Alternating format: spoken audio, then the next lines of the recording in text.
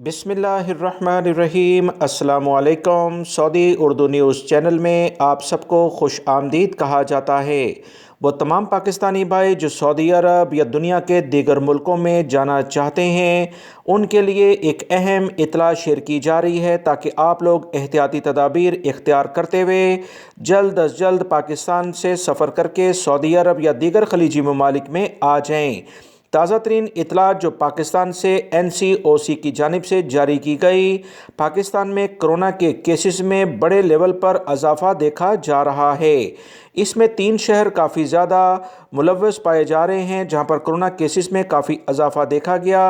NOC की जानिब से कहा गया कि 24 घंटों के दौरान 13% के करीब जो टेस्ट हुए थे उसमें मुस्बत रिज़ल्ट आए। 7,678 केसेस आना, 13% की शरह को क्रॉस कर जाना, ये अच्छी बात नहीं।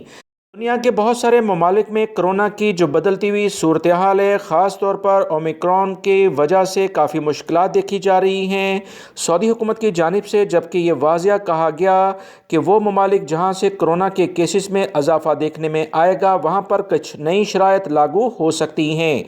सऊदी हुकूमत की जानिब से कोरोना से मुतल्लिका और इंटरनेशनल फ़्लाइट्स की बंदिश के बारे में कुछ वजाहती बयान ऑलरेडी आ चुके थे, लिहाजा फ़्लाइट्स की पाबंदी तो ज़रा मुश्किल है, मगर इस बारे में कुछ सख्तियाँ ज़रूर हो सकती हैं। कुछ टेस्ट के बारे में या दीगर जो मॉनिटरिंग पॉलिसी है उसके बारे में सख्तियाँ आने वाले दिनों में बढ़ सकती हैं अगर पाकिस्तान में कोरोना के केसेस में इसी तरह से इजाफा होता रहा।